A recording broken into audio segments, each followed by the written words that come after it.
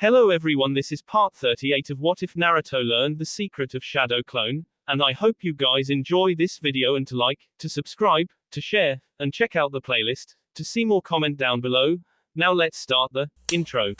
They call me a god.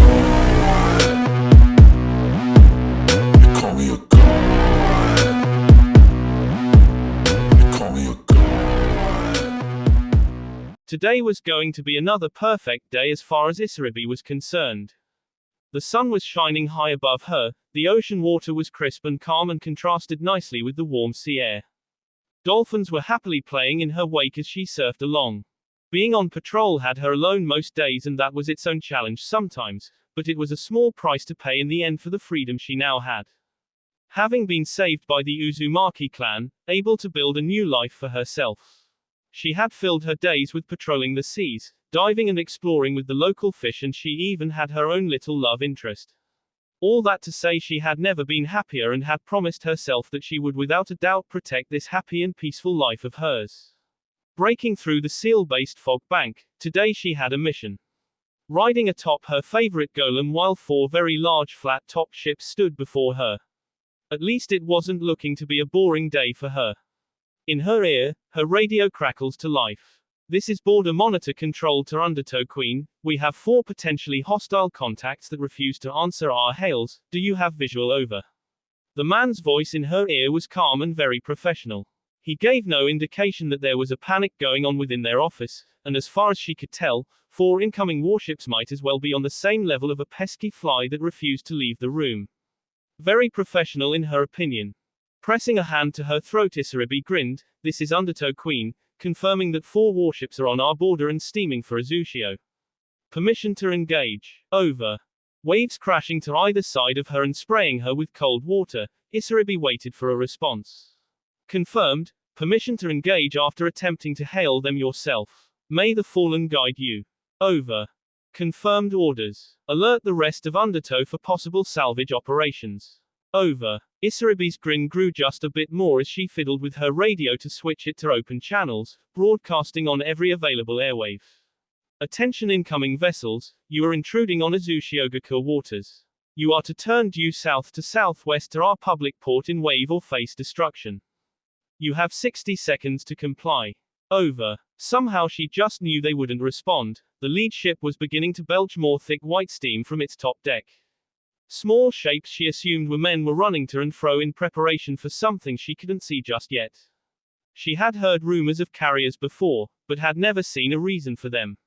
Seemed like such a waste to have all of that empty desk space.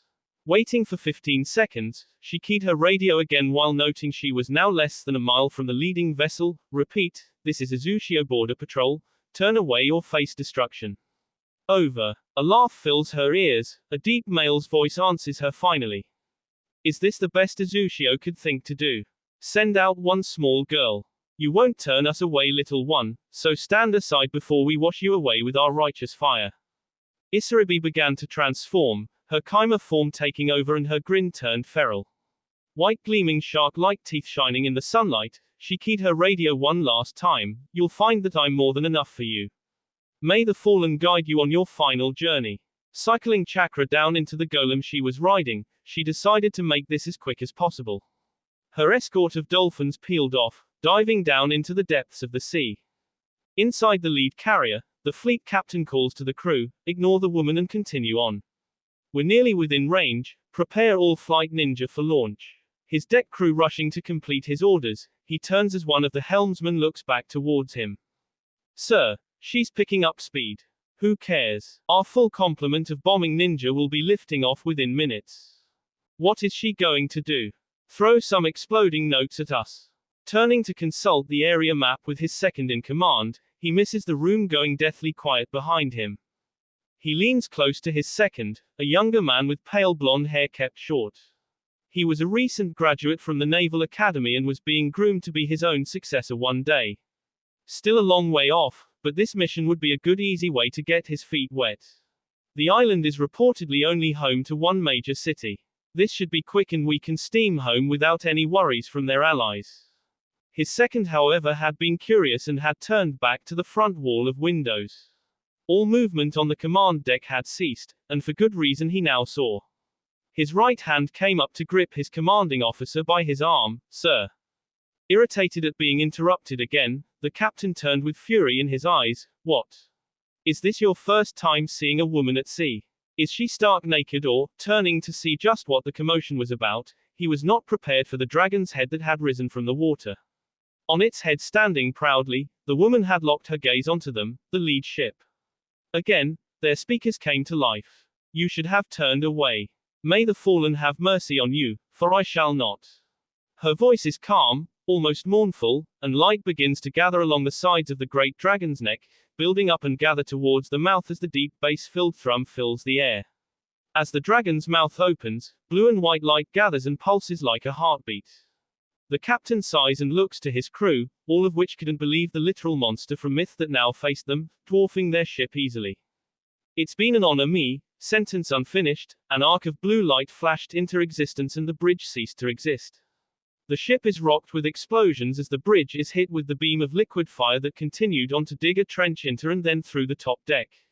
No longer under any control, the lead ship began to turn and list, belching smoke as the crew panicked and rushed about with no clue of just what had occurred above deck.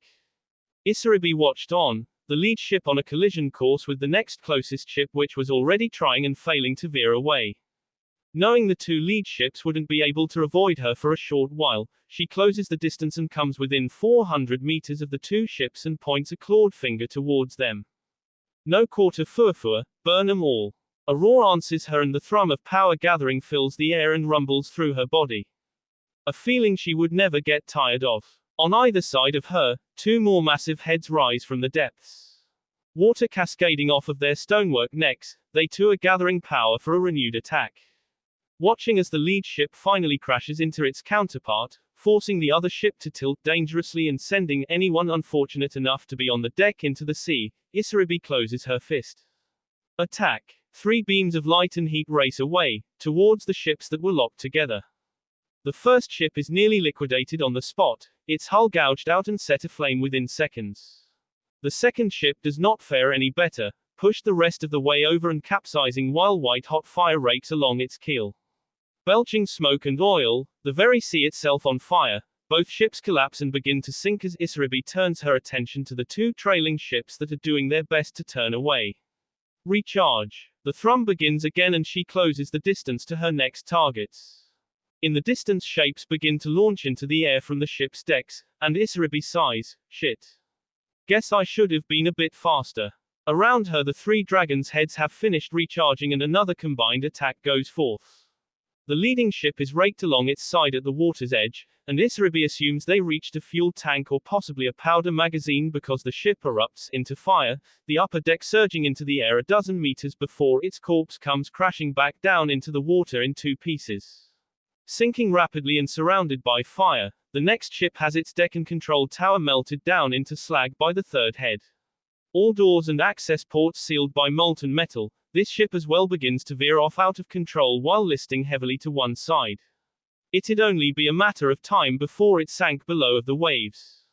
Looking up as the enemy ninja begin to head her way, Isaribi gave thanks that Karen and Honoka had thought ahead and used chakra storage batteries from spring to power the golem and not regulated the whole thing to her own chakra. She certainly wouldn't have been able to keep this up. Now however, as she can hear screaming men and calls for vengeance, she stomps a foot down once and the twin tails of the great beast rise from the water to answer her call. Caught by surprise, the tails begin swatting the men into the waters below. Broken bodies sailing through the air, while it gives her time to finish a short chain of handseals to finish off some stragglers trying to escape. Chest expanding, Isaribi takes aim, Sutan, water bullets. The rest of the ninja are put down quickly.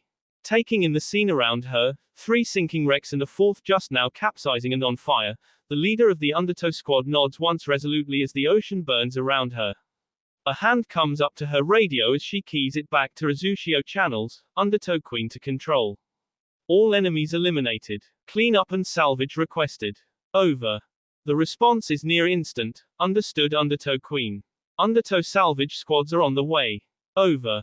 Chimera form fading away as the 2 heads she wasn't riding came close to nudge her gently, she caresses them softly with a smile, thanks control. I'm heading back, over and out. Sitting down as Furfur turned back to Azushio and swam by the sinking wrecks, she considered things quietly. She didn't want to have to kill, but she does want to protect this life.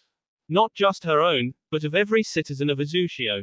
None of them needed to live a life like she did, no more needed to suffer the whims of corrupt nations. No, she'd fight to keep her home free.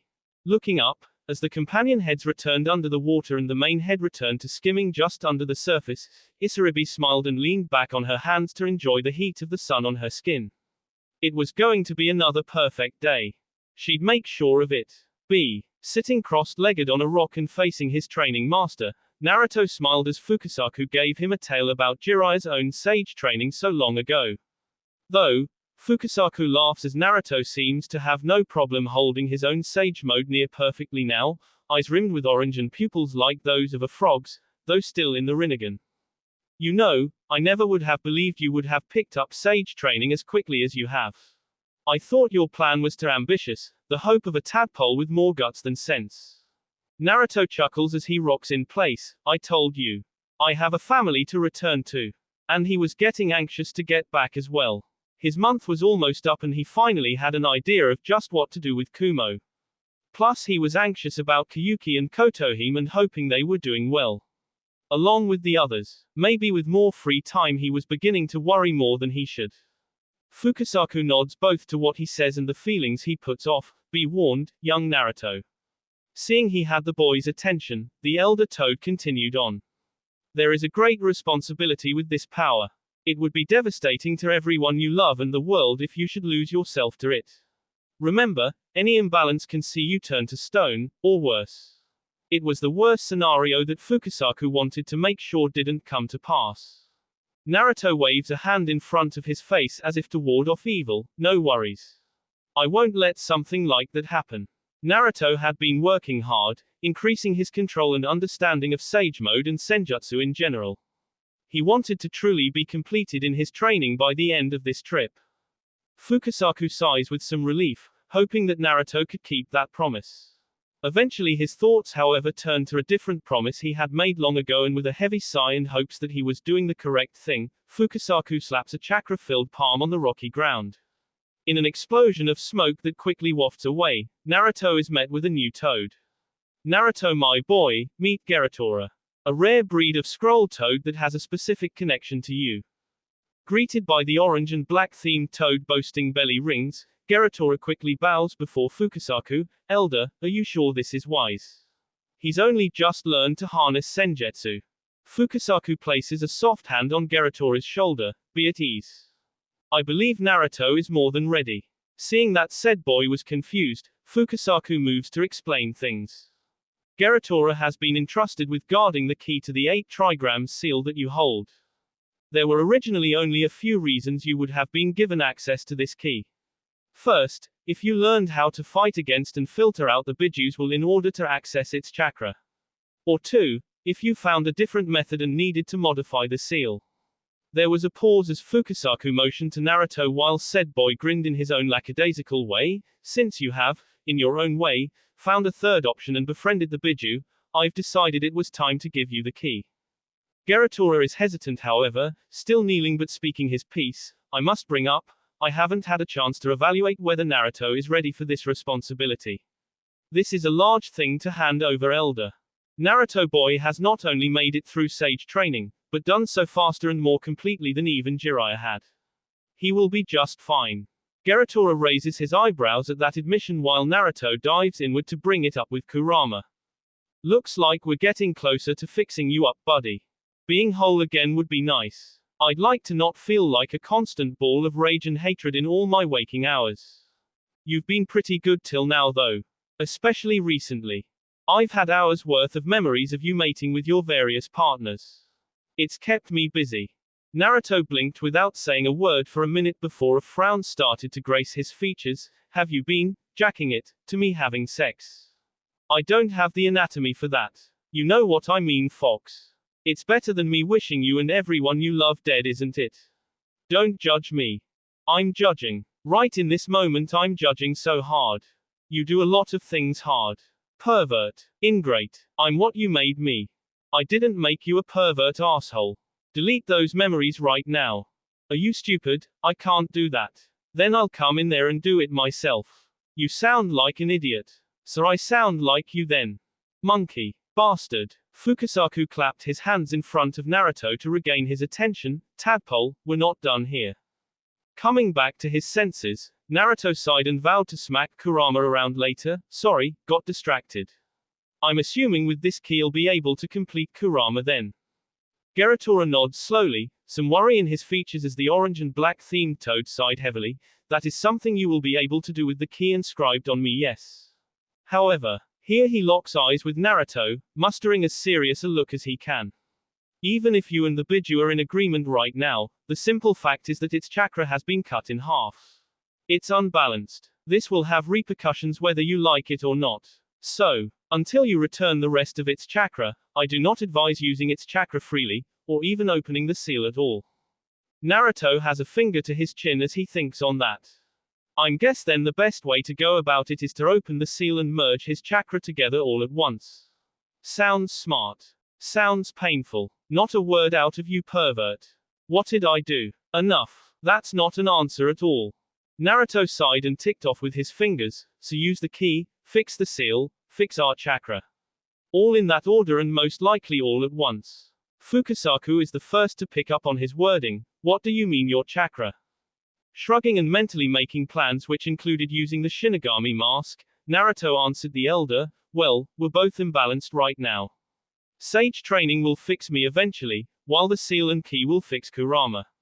Best to get it all over with at once, I think.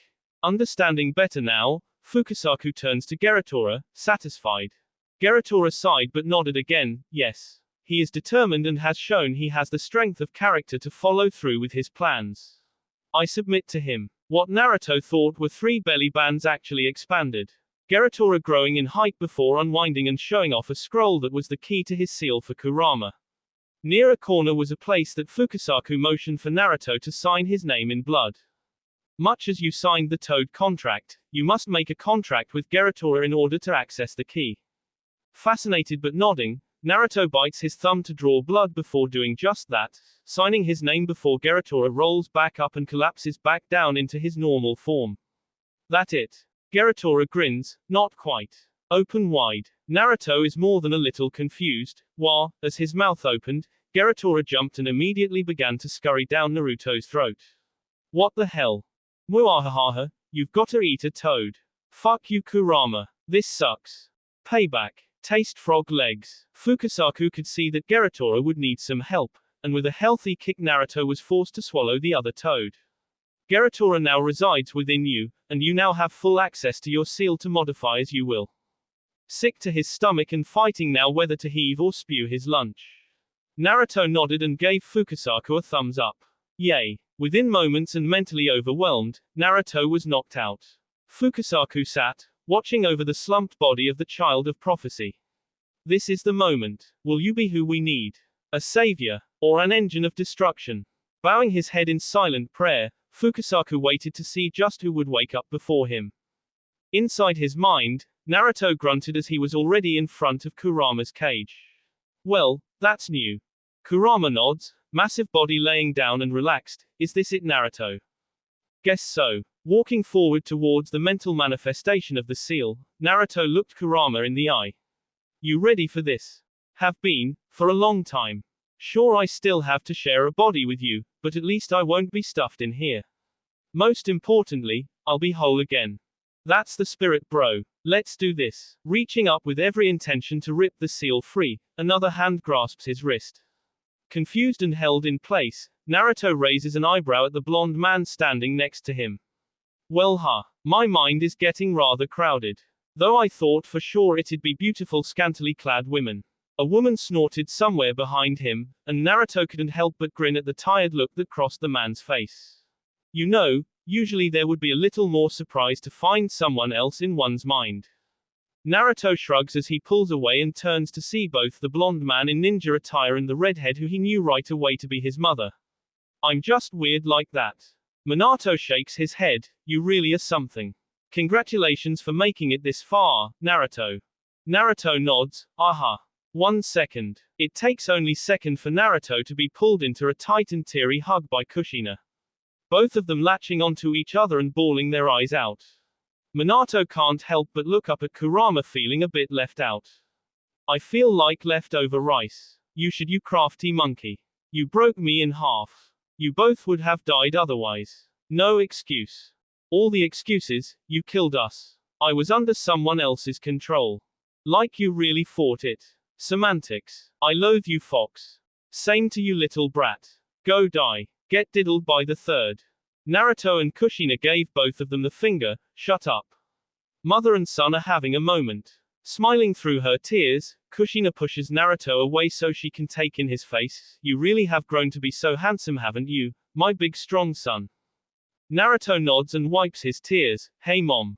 Sorry it took me so long to visit. Kushina shakes her head. No. You've done so well. Put up with so much. I'm so happy and proud of you and the man you've become.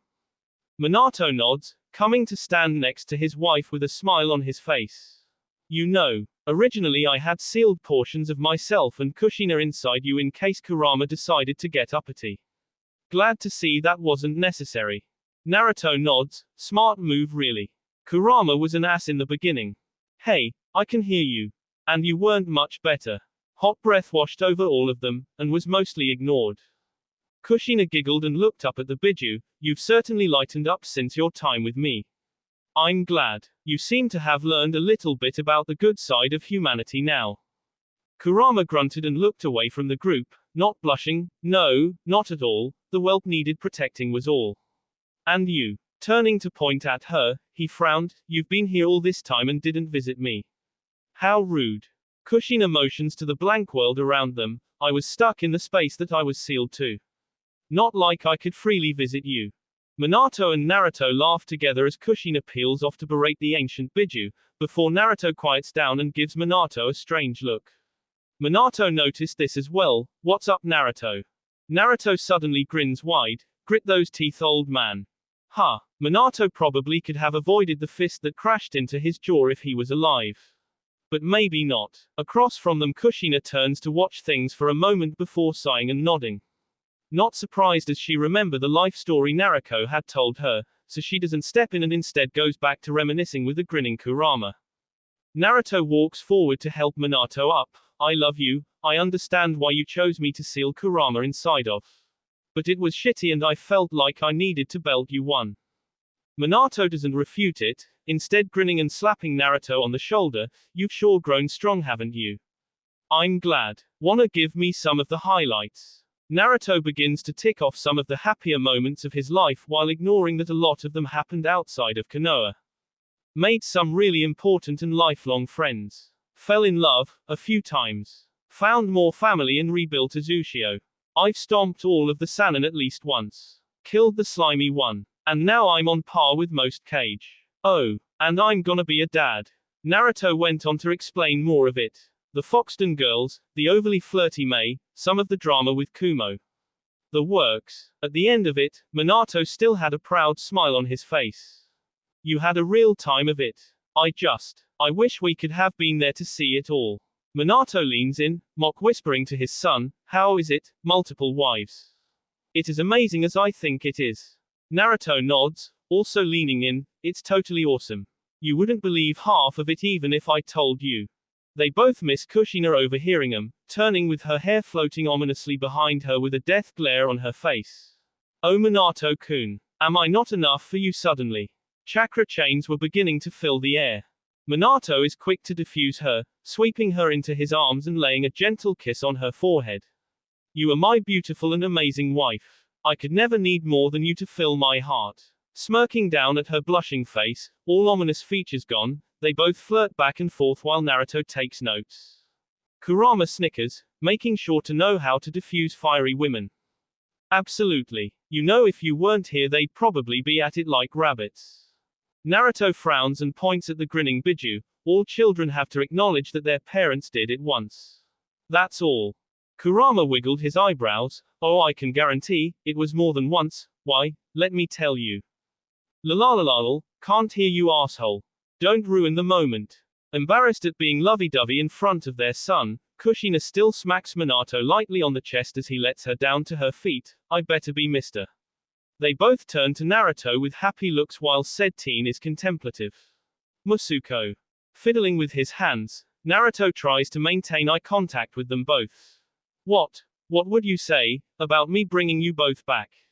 I have the Shinigami mask, and the Zero. Kushina steps forward quickly, a firm hand grasping his shoulder. No. Seeing the pained expression on his face, Kushina softens and shakes her head. We've had our time. Need I remind you, the Uzumaki hold life is sacred above all else. Yes, we died early and that is regrettable, but die we did. More than anything, we wish we could have spent more time with you, but we can't live outside of the wheel of fate. We aren't gods, you included. Kushina takes a moment to clear a tear away from his face, fingers trailing along his cute whisker marks though her own tears are falling as well. We shouldn't decide who should live and who should die.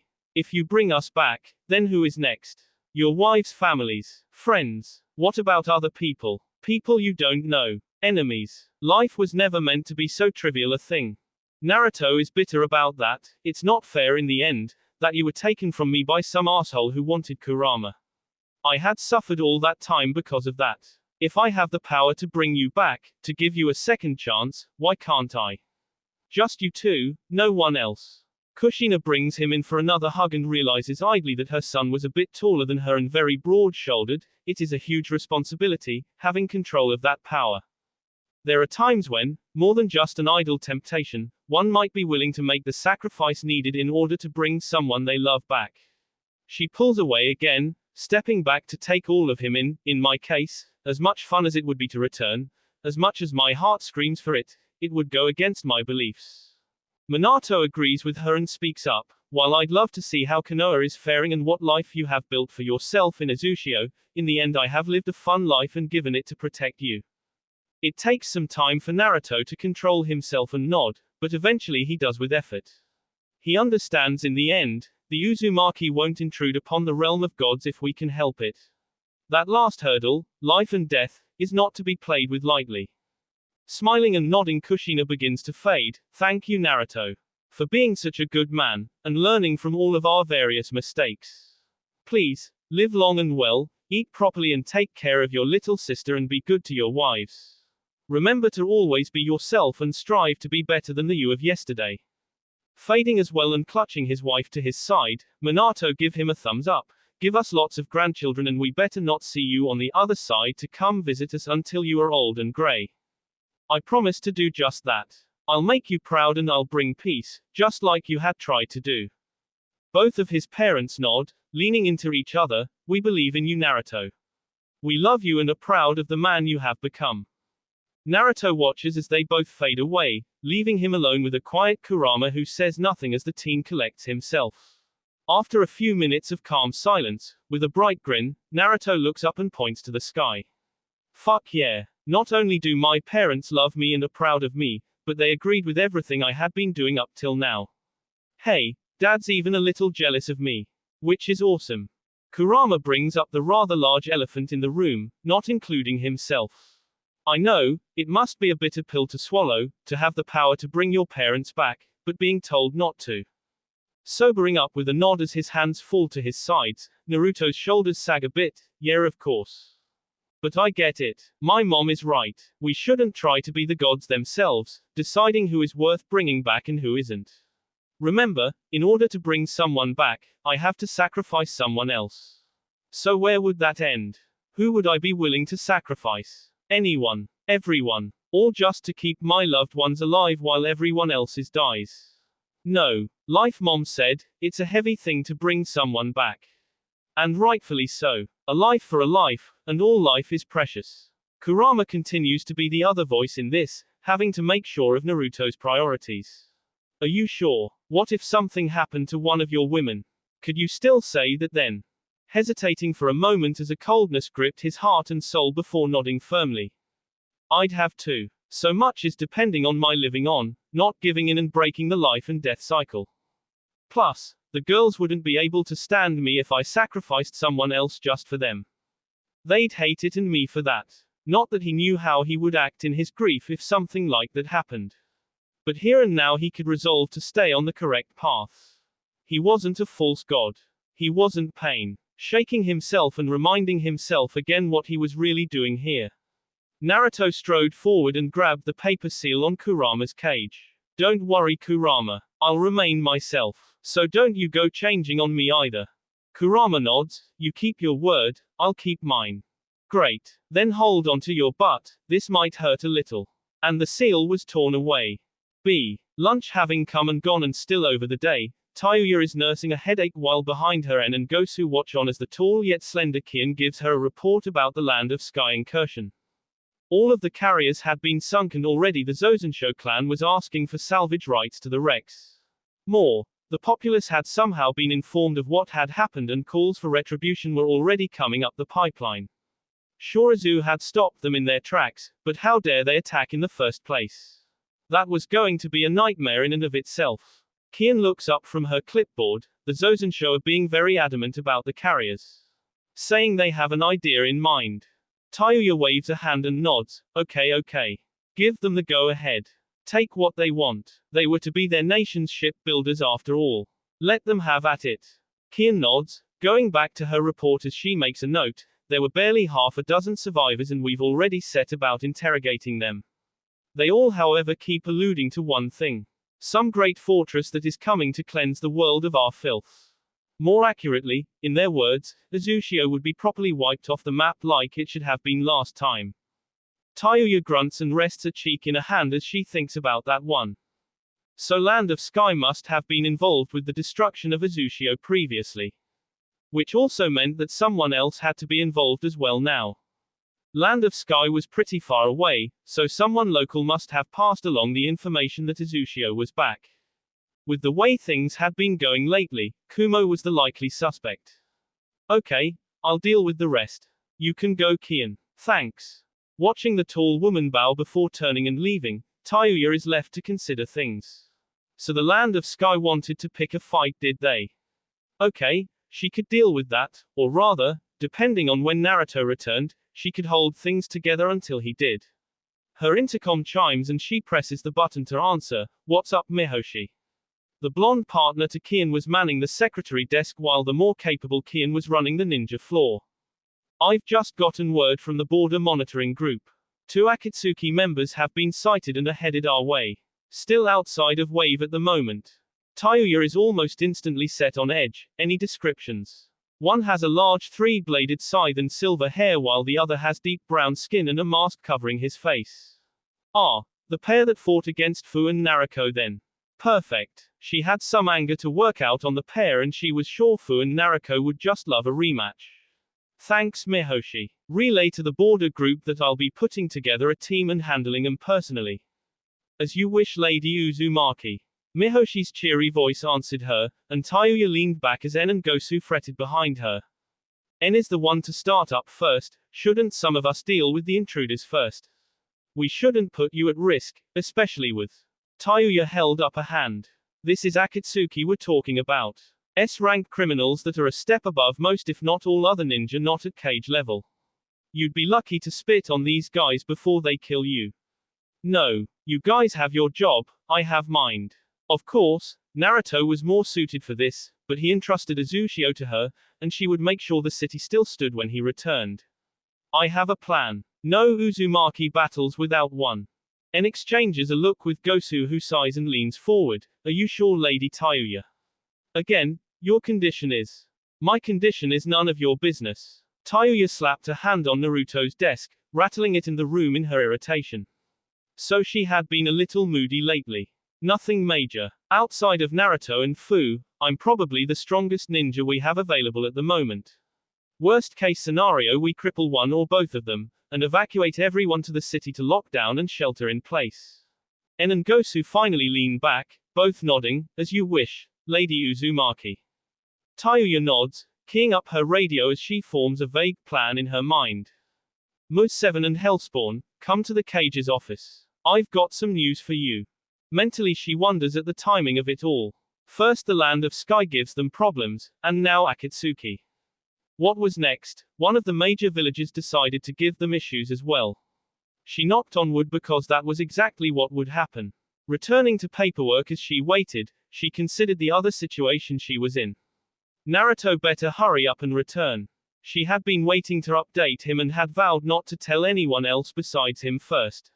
She'd not dare, just in case she jinxed that too. The office doors open, a refreshed and bubbly Fu and a quiet Naruto walking in and standing before Tayuya on the other side of her desk. Naruto is the one to grin and salute her. You called. Tayuya nods. Akatsuki has been sighted headed this way. You up for a rematch? Naruto's grin turns feral as even Fu clinches a fist and nods. So they're on their way, are they? Yup. And our job is to stop them before they reach Azushio. Fu turns to Naruto with a grin of her own. Your chakra is pretty much full since we've just been lazing around. There's no better time than now. Naruto nods. I can't wait to eat that son of a bitch hidden. Tayuya shook her head. I'm thinking different. You both should deal with Kakazu while I deal with hidden. Naruto twitched, but remained under control, instead only asking the obvious, why? Tayuya pointed at her specifically, because he's the melee fighter. He works off of blood so far as you could figure out, right? Something to do with his ritual and seal. I can counter that, you can't. Kakazu on the other hand is weird but completely kill-able if you can overwhelm him. And the both of you together can do that. Seeing both girls think it over before slowly coming to the realization and nodding, Tayuya smirks, we'll take them both down, and offer their heads as trophies to the nearest bounty office when we're done. Fu nods, nudging the feral-looking Naruto with a smile, let's do this then. We'll take 'em out and show 'em why they don't mess with Azushio. Naruto nods, make sure to shove a kunai where the sun don't shine for me would ya. Hidden's a bastard and deserves it. Tayuya nods, standing and unsealing her kanabo. Don't you worry, I've got an idea for that asshole. Just you wait and see. She had been working previously with Naruto and eventually Karen on some enhancements for her weapon. Guess today was the test drive. B. Far away in the Hokage's office in Konoha, Tsunade groaned as she leaned back in her chair. Things were not going well as far as she could tell. Konoha may be fine, but whispers said otherwise of the other villages. Jiraiya was keeping his ears to the ground and apparently Kumo and Iwa were making dangerous moves behind the scenes. Suna was attempting to run interference with mixed results and Kiri was something of a mixed bag at the moment. But all signs pointed to things headed towards another war, which in her opinion would not be worth it and wouldn't be in anyone's best interest. Poking her own intercom and waiting, Shizune soon opened her door and walked inside. You called Lady Tsunade. Tsunade nodded, motioning to a chair in which Shizune sat. I want you to get a hold of Jiraiya, Kakashi and Asuma. Put some teams together to deliver messages to the other villages. Shizune's eyebrows rose quickly as her master was rarely so serious. What about my lady? Has something happened? Not yet, but I fear what could be on the horizon. Tsunade tented her hands together as she thought. With Danzo out of the way it had been easy to solidify her power base within the village and turn things around. Even the fire daimyo was being nicer to her. That said, it wasn't like she had enough power to bully the other nations into following her will. Especially with Naruto and the Kyuubi long gone. No, negotiations were needed for this. I'm calling a 5-cage summit. Both to introduce Azushio Gakure back into the fold and to hopefully bring down some of these tensions. That sent Shizune reeling. Do you really think things are that bad already? Something like this, it's only meant for the worst of times. Agreeing with her subordinate and leaning back in her chair, Tsunade sighs heavily and wishes she could drink right now. You aren't wrong. But think about it. Rumors on the wind speak of Kumo inciting violence in the east. Iwa is courting with unknowns in the south. And we've lost contact with several nations as far east as the land of demons. No, something is moving and I know some of it is related to other nations' relations with Azushio. We need to put this to rest quickly before the entirety of the elemental nations are once again dropped into a bloody war. One with even worse consequences than any before now. Tsunade's hard eyes lock onto a worried Shizune. You know what Naruto is capable of doing. Do you think he will hold back if his people are threatened? Shizune is shaking her head immediately. No. He would level anyone, everyone, if it meant Azushio survived. Exactly, which is why we need to find some peaceful ground now.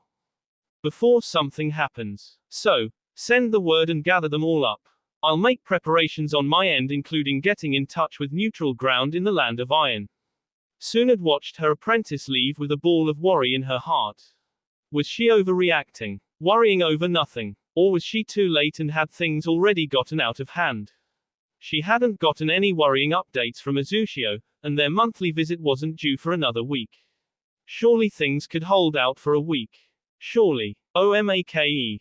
Return to the land of water and Kirigakure to rest before returning to Azushio-gakure. Hinata, Ino, Karen and Honoka stood before Mei, giving her a report on the situation with the Sanbi while assuring her that Kiri wouldn't have to worry about the Biju from here on.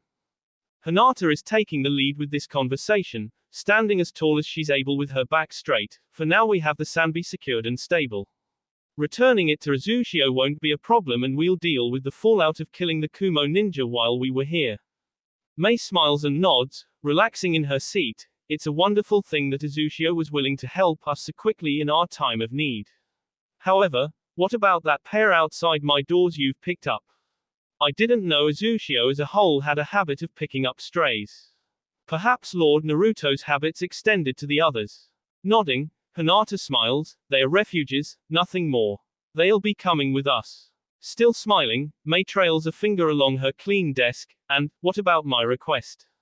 To have Lord Uzumaki come and visit me sometimes. It does get so lonely here sometimes. Us Cage should have a warm chat from time to time.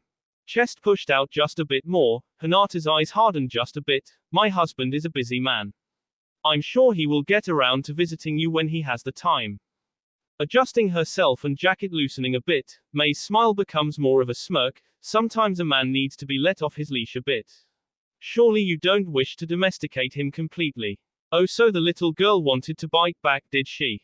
Hinata's own jacket slipped a bit, orange tube top suddenly straining. There is no leash on dear husband.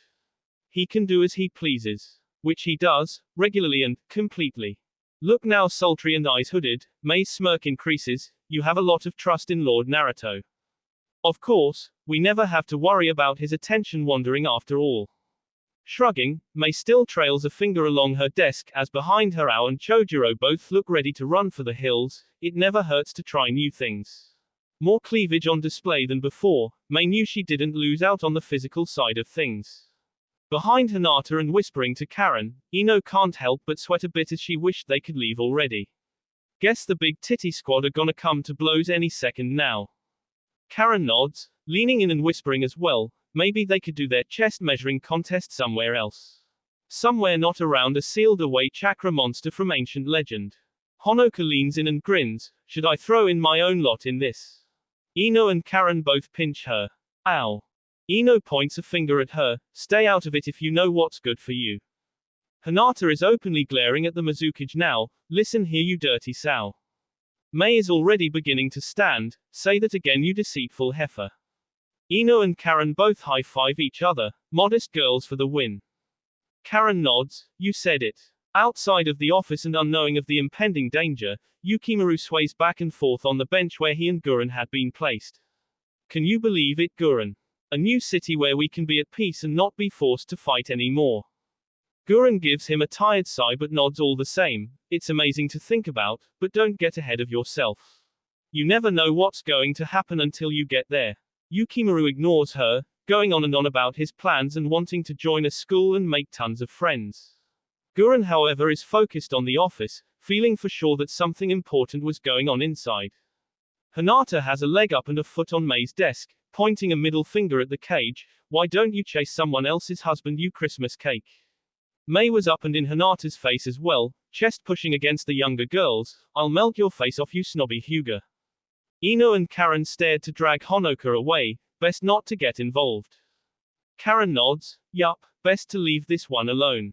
Honoka is smiling, however, chakra chain and sealed scroll still held tightly to her back. We're gaining a new sister, aren't we? Ino and Karen look to the now dirty fighting pair rolling around on the floor, watched by a fretting but unsure Ao and Chojuro, probably. There went Hinata's jacket, soon followed by Mei's. Karen nods. Definitely. Hopefully Naruto didn't mind. That will be all for this video. Be sure to like, subscribe, share, and comment down below for more videos. Goodbye.